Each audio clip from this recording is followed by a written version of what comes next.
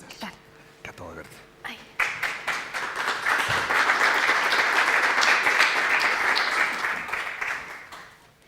Buenos días, ministro. Gracias por acompañarnos hoy.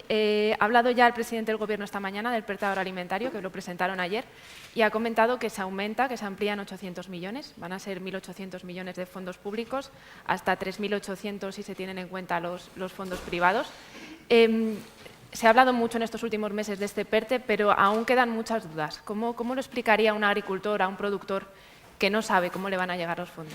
Sí, si me permite, dos cositas muy breves, dos mensajes telegráficos. El primero, muchas gracias. Soy una persona agradecida. Muchas gracias al diario.es por esta invitación, por haber organizado este foro tan interesante, por todos los presentes aquí en la sala y también todos los que nos siguen por streaming. Y lo segundo, permítame que dé un flash de una ficha, de una foto, de dónde estamos y a dónde vamos dentro del sector agroalimentario español, porque yo creo que es fundamental. Siempre hemos pensado que la alimentación en España es para alimentar a los españoles y a las españolas. No es verdad. En este momento estamos exportando más de lo que consumimos dentro de nuestro país. El conjunto de la cadena alimentaria en el último año puede cifrarse en valor en unos 112.000 millones de euros. Hemos exportado 61.500 millones de euros, una cifra récord. ¿Qué quiere decir eso? Que yo creo que eso condiciona mucho lo que estábamos, su pregunta, y ahora iré a ella, porque soy una persona responsable y voy a contestar a ella. Pero es un primer elemento que hay que tener presente. Y el segundo, ¿qué es lo que está pasando en España dentro del sector agroalimentario? La semana pasada publicábamos el INE, en colaboración con el Ministerio de Agricultura, Pesca y Alimentación, se hace cada 10 años, el censo agrario. ¿Qué está ocurriendo en el sector primario español? Están disminuyendo el número de explotaciones, un 7,6%, tengo buena memoria, 914.671 explotaciones tenemos en España, agrarias y ganaderas. Y después tenemos un sector agroalimentario que es fundamental de cara al tema del PERTE, donde nos encontramos con más de 30.000 empresas agroalimentarias, 96% de las mismas tienen menos de 50 trabajadores y un 82% tienen menos de 10 trabajadores. ¿Qué significa eso? Que nos encontramos con un sector agroalimentario, a mí me gusta hablar en términos globales. Quiero decir, creo que tenemos agricultores, ganaderos, pescadores, tenemos la transformación, tenemos la industria, tenemos la logística, tenemos la distribución. Todo eso es la cadena agroalimentaria, todo eso es la alimentación, que es lo que gestiona el Ministerio, o nos ocupamos de ello. Y, por tanto, en ese contexto, ¿cuál es mi gran preocupación? Ayer anunciaba, y era una excelente noticia, yo creo que es que este PERTE tiene, y bueno, yo soy parte y quizás soy muy subjetivo al juzgarlo, ¿no? Pero ha tenido éxito desde antes de ser lanzado. ¿Por qué? Porque el sector agroalimentario en España forma parte de nuestro ADN. Antes daba las macrocifras, pero si uno, como me ocurre a mí, y es una gran suerte, pues me paso todos los días recorriendo todos los territorios, comunidades autónomas, provincias de España, uno encuentra que prácticamente no hay una localidad donde no haya, por supuesto, agricultores y ganaderos y donde no haya industria agroalimentaria. Por tanto, primer preocupación que yo he tenido y que hemos tenido, no solo yo mismo, sino la vicepresidenta primera, la ministra de Asuntos Económicos y Transformación Digital, también Diana Morán, que estaba esta mañana con nosotros, la ministra de Ciencia e Innovación, Reyes Maroto, la ministra de Industria, Comercio y Turismo y yo mismo en el diseño de este PERTE, cómo llegar al conjunto del territorio nacional y cómo llegar no solo a las que habitualmente conocen mejor cómo recurrir a los fondos europeos y a la financiación pública, que son las grandes empresas y medianas grandes, sino al conjunto del sector agroalimentario. Y esa ha sido la clave. Por tanto, la noticia de ayer del presidente es una muy buena noticia. Son dos conceptos concretos. Uno, lo que se refiere a la transformación productiva, competitividad de la industria agroalimentaria, que será una de las grandes partidas de esos 800 millones suplementarios, y la segunda, pues uno de mis temas favoritos, que es el regadío sostenible. Es decir, en este momento estamos en una situación, pues realmente ayer se reunía la Comisión de Desembalse de la cuenca de Guadalquivir. Ha tenido que reducir el 35% respecto del año pasado las dotaciones de agua. Pero yo creo que estamos, España junto a Israel, somos los países que tenemos una tecnología del agua más avanzada. hay que aprovechar cada gota y yo creo que estos fondos europeos, el Next Generation EU, junto a la PAC y otros instrumentos deben servir para ello, ¿no? De estos 800 millones, ¿cuáles son entonces las prioridades? Sobre todo el regadío sostenible, pero dentro del regadío sostenible, ¿cómo se puede aterrizar esos fondos? Bueno, vamos a ver, son varios aspectos, ¿no? Porque, vamos a ver, yo creo que hay dos, cuando se aprobó el Next Generation EU, que fue sin duda, pues yo creo que esta mañana lo recordaba el presidente, pues un salto adelante. Es la primera vez, es el primer empréstito que la Unión Europea como tal adopta. Es decir, la primera vez que se endeuda como Unión para ayudar a sus Estados miembros. Definió dos conceptos, que uno era la digitalización del conjunto de la sociedad y el segundo, la sostenibilidad. Yo creo que ambos están íntimamente ligados. A mí me gusta un concepto que yo mismo he acuñado, sostenibilidad competitiva. Es decir, aquello que no es rentable no es sostenible, tengámoslo claro. Se puede estar en números rojos un pequeño tiempo. Yo mismo he prohibido los números rojos en la venta en la ley de cadena alimentaria y estoy muy orgulloso de ello. El comisario europeo me decía hace poco, la próxima reforma de la directiva vamos a inspirarnos en el modelo español y creo que eso es muy importante, pero lo que tenemos que lograr efectivamente es conseguir márgenes desde el punto de vista de la rentabilidad superiores para poder afrontar esos retos que tenemos de sostenibilidad ambiental que son muy importantes, ¿no? Pues concretamente en el sector del que estamos hablando, pues son los relativos pues, a la utilización de productos fitosanitarios, a la utilización de fertilizantes, a la utilización de plaguicidas o de antibióticos en la alimentación animal, que son muy importantes, que suponen, tengámoslo claro, costes adicionales y decremento de la producción y, por tanto, tenemos que buscar el mecanismo. ¿Qué se puede hacer? Es ese tema que además ha reaparecido ahora con ocasión de la invasión rusa de Ucrania y las necesidades derivadas del mercado alimentario mundial. ¿Es posible hacerlo? Yo creo que sí. Y precisamente los fondos europeos y concretamente el Next Generation EU nos da una gran oportunidad al respecto. Y creo que aquí, y sin duda mi colega, la ministra de Ciencia e Innovación, lo habrá mencionado, el papel que la innovación tiene dentro de esta materia es absolutamente fundamental. Yo creo que estamos en una segunda revolución verde. Si se acuerdan, la primera revolución verde fue la de Sico Mansholt, que fue el primer comisario de Agricultura de la Unión Europea. Ahora este año estamos de aniversario. Cumple la PAC 60 años, es la más antigua de las políticas comunes. Me decía hace poco el presidente del Gobierno, y de verdad, lo decía ayer mismo, lo repetía en Ciudad Real, siendo una de las más antiguas, en cambio, ha vuelto a reafirmarse en su actualidad, ¿no? Producir alimentos que sean saludables, que sean seguros, que sean sabrosos para el conjunto de la población, en los años 60, era algo que tenía dificultad. Hoy es algo que tenemos que hacer también para nosotros, pero para alimentar al resto del mundo. Y ahí estamos. Perdón. Hablaba usted hace poquito en una entrevista con el diario.es de la situación de los precios derivados de la guerra de Ucrania. ¿Cómo está la situación? ¿Se está volviendo a cierta normalidad? Las últimas ayudas que ya se aprobaron, estamos en un momento ya más volviendo a una situación no normal, porque no puede ser normal, pero ¿en qué momento estamos? Estamos en un momento muy complicado.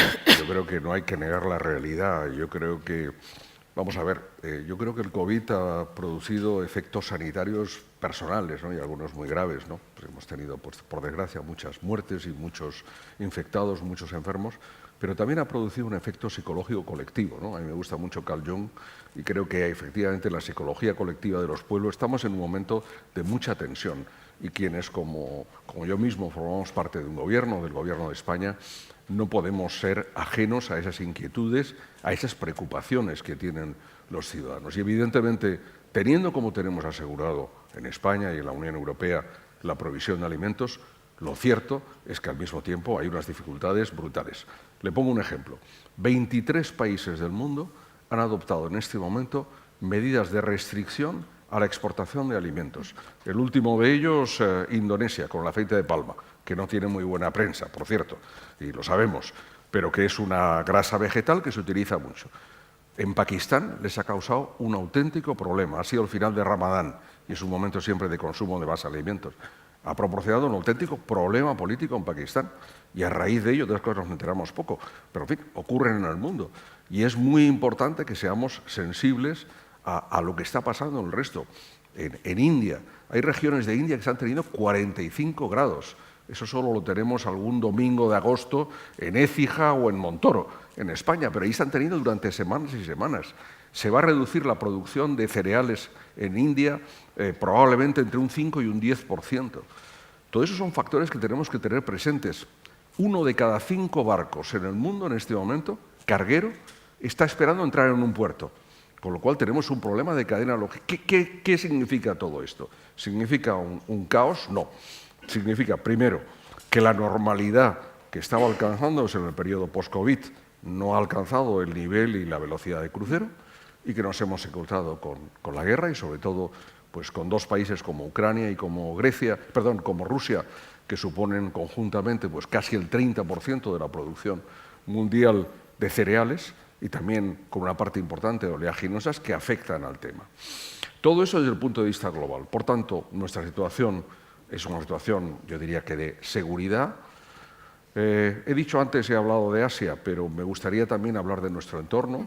Hay países como Egipto, que ha tenido que pedir un préstamo al Fondo Monetario Internacional, países como Líbano, que se encuentra en situación de bancarrota, como Túnez, aquí al lado, que están con problemas muy serios. Acordémonos de la primavera árabe, no pasó hace 4 días, ¿no?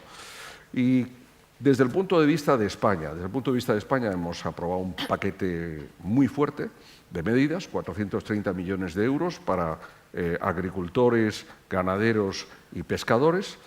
Ahora este mes vamos a empezar a pagar, han sido un tiempo récord, 7 semanas, comentaba hace un momento, que tanto la ayuda, por ejemplo, del vacuno, del ovino y caprino de leche, como la de los barcos, la complementaria de los 20 cents, pues no han sido solicitadas. Hemos publicado en el Ministerio, en la página web, la lista de potenciales beneficiarios. Si alguien tenía un dato que corregir, por ejemplo, la cuenta bancaria o algún otro aspecto, lo ha podido hacer, y ahora vamos a, efectivamente, ingresar en las cuentas corrientes las cantidades de esas ayudas. Esta misma semana, la semana que viene, tengo una conferencia sectorial con las comunidades autónomas y la otra parte, la parte de las ayudas vinculadas a 1/3 fondos europeos y 2/3 fondos nacionales, vamos también a desembolsarlas. Por tanto, yo diría, bueno, el mío es un ministerio de gestión, ¿no? Sí. Quiero decir, de gestión y de apoyo a un sector que lo merece y que trabaja mucho, pero que también en un momento como este de incremento de los costes energéticos y de incremento de los insumos, particularmente de la alimentación animal, pues necesita apoyo, ¿no? En ese cambio de prioridades también hemos empezado a cosechar en tierras que eran de barbecho, o estamos empezando. En esa transformación, ¿cómo se va a ver? O sea, ¿vamos a ver un incremento de la producción de cereales en España? Sí, bueno, va a ser una producción, vamos a ver, tengamos claro, somos un país agronómicamente muy variado. Es decir, para hacer el Plan Estratégico Nacional de España, cuento con un equipo técnico en el Ministerio fantástico, pero han sido 3 años de trabajo. Y para definir, me decía Jaime Lamo de Espinosa que desde el Plan de Estabilización del 59 no se había hecho un análisis semejante del sector primario español.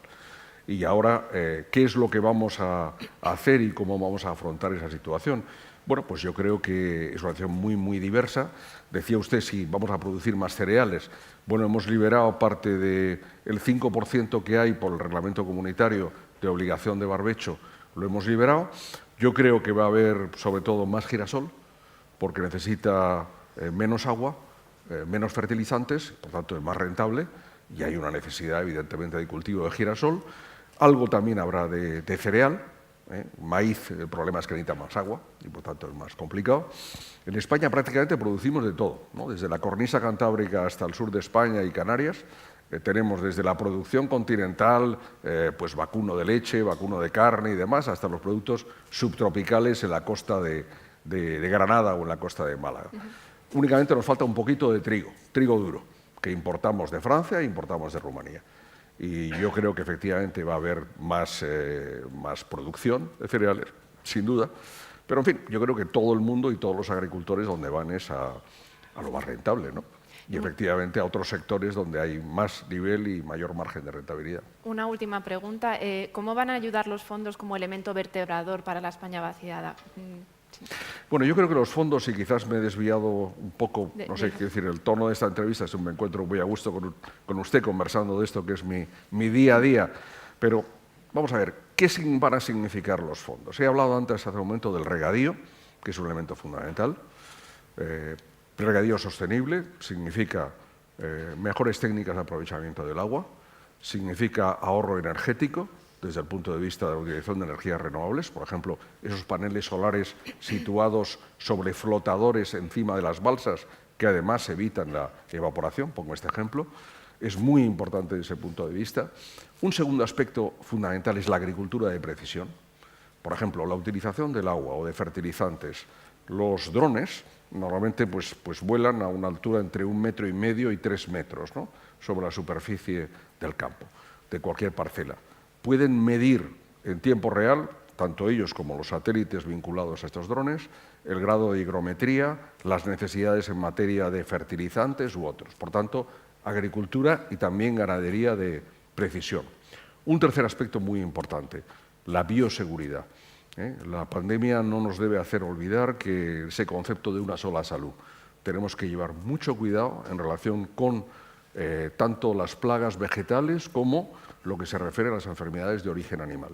Y ahí estamos haciendo, creo que un esfuerzo y un trabajo muy importante. Y finalmente, todo lo referente, evidentemente, a la digitalización. Y ahí pondré un solo ejemplo, el cuaderno digital de campo. Todo el mundo piensa que en España pues, todos los agricultores van con un sombrero, con una boina. Efectivamente, hace mucho calor y hay mucho sol, pero yo siempre digo que en la boina hay un chip y probablemente una conexión a un 4G o un 5G. Y es verdad, si uno, por ejemplo, ve los tractores modernos, pues tienen todo su iPad colocado arriba, su GPS para el trazado. Eso la gente, normalmente los urbanitas no lo saben, pero la alta tecnología también está en el sector primario, que no es ni mucho menos atrasado. Y para mí un gran proyecto de este periodo es el cuaderno digital de campo. De la misma forma que hacemos la declaración de la renta cada año y en nuestro iPad o smartphone podemos contestarle a la agencia tributaria confirmando datos o no, lo que queremos, y es el gran proyecto del Ministerio del 23 al 27, es que en ese cuaderno, que no será un cuaderno como antes, horizontal, de páginas y donde se escribe con un bolígrafo y un lápiz, sino efectivamente un cuaderno digital sobre soporte smartphone o iPad que se pueda utilizar, se puedan anotar todos los datos relativos a la explotación, se puedan, los que antes mencionaba, en relación con los insumos, con el consumo de agua, en relación, pues por ejemplo, en el PERTE del ciclo del agua se va a mejorar todo lo relativo al tema de contadores para poder controlar los consumos, y a partir de ahí podamos lograr al final del periodo que no haya declaraciones de PAC, sino que se confirme, como ocurre con Hacienda, el borrador de declaración y en este caso se puede llegar a ello. ¿Estamos hablando del futuro? No, estamos hablando del presente. Estamos en ello. El presidente lo ha mencionado esta mañana. Hay un elemento fundamental, que es que llegue el Internet de alto débito al último centímetro cuadrado del territorio de España. Hoy tenemos dificultades, pero yo viajo a menudo entre Bruselas y Luxemburgo. Es el eje de mayor renta per cápita de la Unión Europea. El teléfono se me interrumpe hasta 5 o 6 veces en la cobertura entre Bruselas y Luxemburgo.